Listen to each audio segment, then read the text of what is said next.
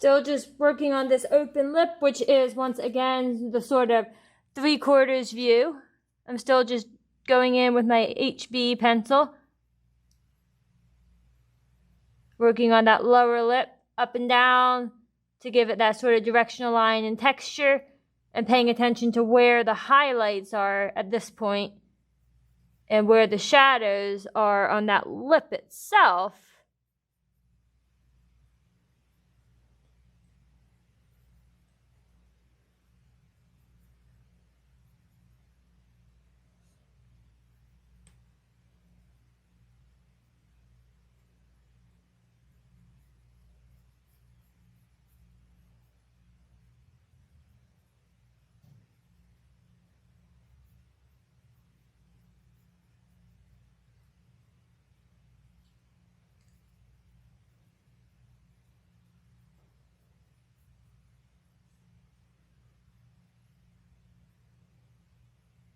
Remember that you can also turn the page, because some people do need to turn the page when they're working on a lip. It can actually be helpful to work upside down, like turn your reference image upside down and turn your paper upside down, especially if you are someone who tends to focus so much on what you were drawing that you can't focus on the values. Sometimes turning it upside down really helps, because you can't actually see it as like a set of lips so much when it's upside down.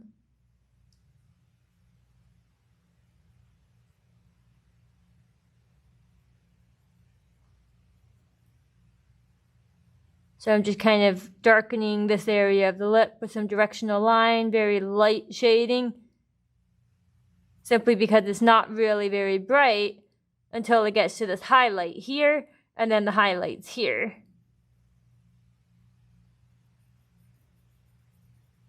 And I know that even though it sort of disappears into the shading on the inside of the mouth right now, I know I'm going to be using a 6B there. So I'm not too worried about that right now.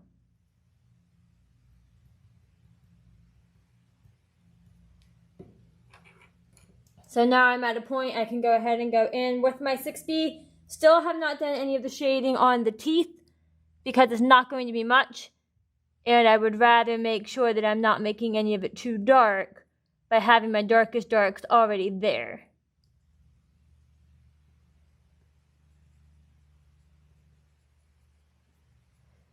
So working on that particular area would be an example of when it can be helpful to turn the page. Because if you can use the tip of your pencil along the edge of the shadow, it's always just going to be better, because you'll be able to see a little bit more of where you are actually putting the darkest dark.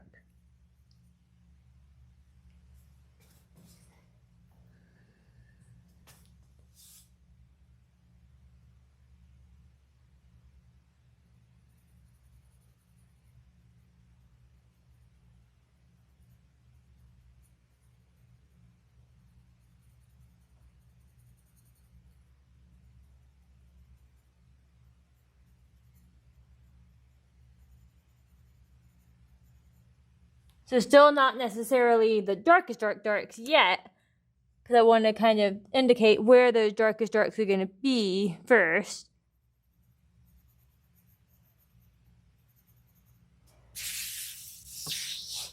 Going to turn the page a little bit, move my viewpoint so you can actually see the one I'm working on.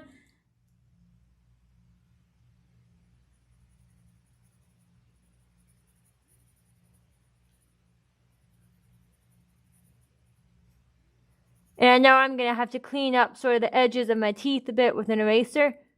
I'm not too concerned about that. I'm more concerned about making sure that I get my shadows in the correct spots than I am about keeping that completely white at this particular point.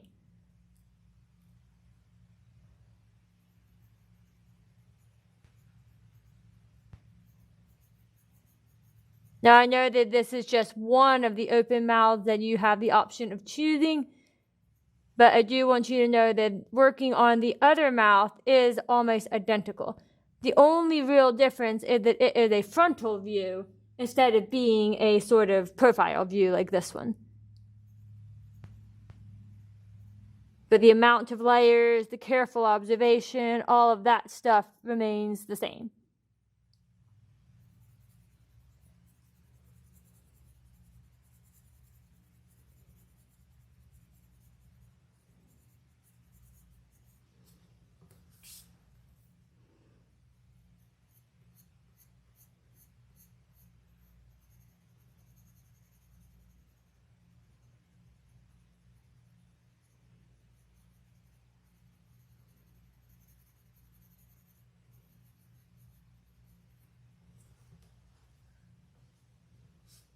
So once again, still making sure that I have value scaled there, not just lines and outlines.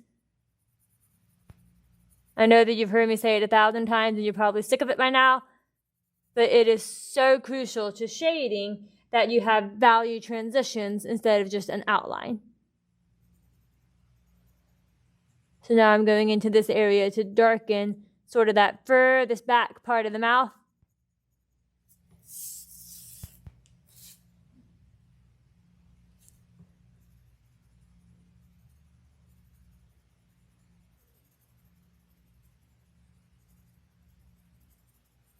Fading it back to that grayish color as I go along so that it ends up still being a smooth transition from that darkest dark into the gray areas.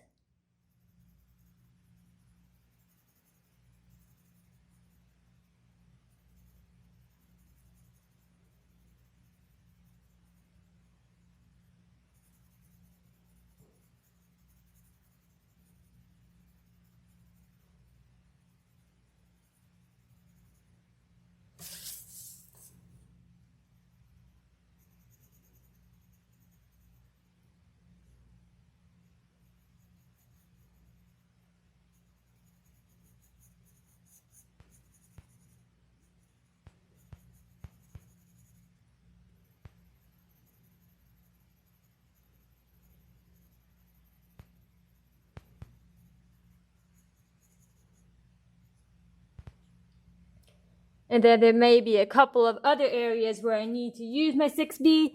Not a whole lot though.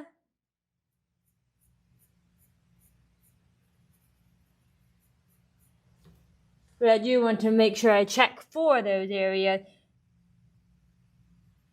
because creating that full range of values there is going to be essential. So now I'm just going to go into the teeth area very lightly, still using my 6B just because it's soft at this point. Barely pressing down at all. Mostly just at the gum line. And a little bit in between the teeth.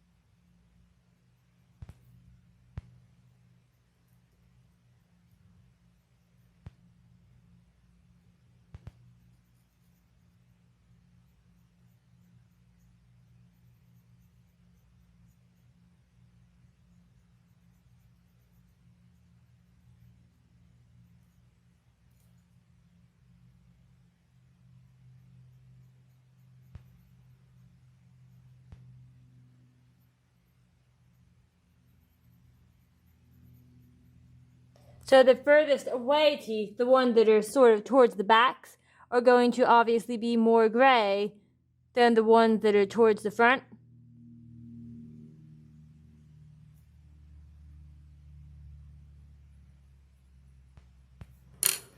So now I am going to use my tortillon just a little bit on those teeth.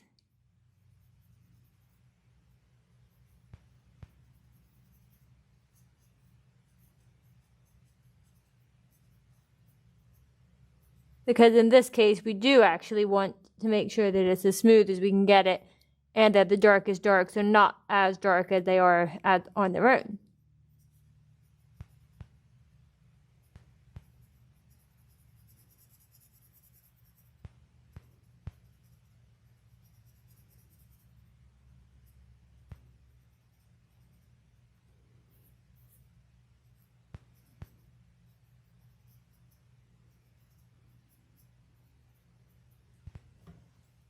Just going to kind of go across the teeth a little bit, under that gum line.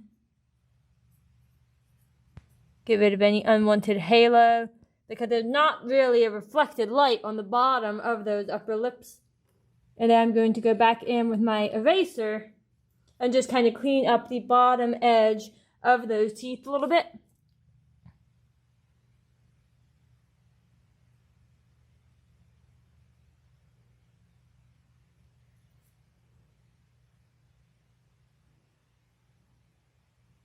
Now, if you needed to use a cap eraser on this, you could. I tend to try to use my kneaded eraser as much as I can.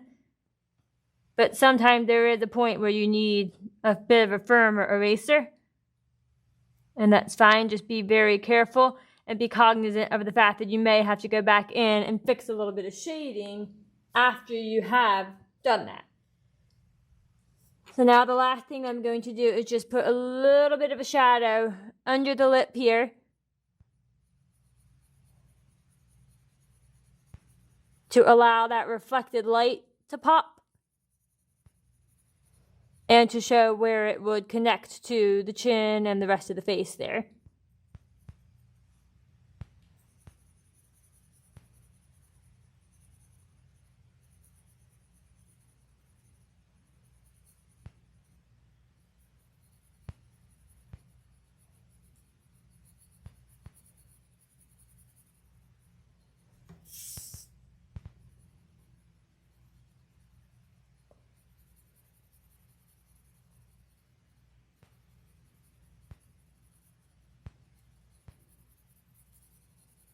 Now again, any shading beyond this little bit of a shadow would be contingent upon the rest of the face and, the lighting, the skin tone, and all of that. So all I'm doing is putting just a little bit of an indicator that there even is a shadow there. Then, as usual, I'm just going to take my tortillon, soften that reflected light just a smidge.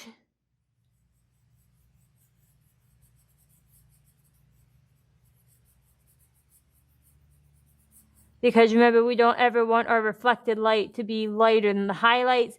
It's more like you can just kind of feel that reflected light, which is what gives something a little bit more depth. So there you've got an example of a closed lip and an open lip, which is at the 3/4. You've got your example of the originally required eye, nose, and 3/4 lip, and then 3 more nose examples there. So as I am going through other parts of the packet, the last demonstration video that I will be posting for you guys is the 3/4, or not the 3/4, but the full profile of the face. Remember, you've got this one to choose from. You've got this one up here, which is very small, so you would have to make it a lot larger, or this one. And remember that you just have to do one of those profile views, starting with the gridding system that is there to allow you to start to see where the parts of the face line up with other parts of the face. I will not be doing a demonstration video of the pair of eyes, simply because based on everything that you've done and practiced so far, that's kind of like your own sort of final test piece of the packet that you'll be doing purely without any sort of demonstration or guidance other than in-class discussion, and if you have questions, I'll answer them, that kind of thing.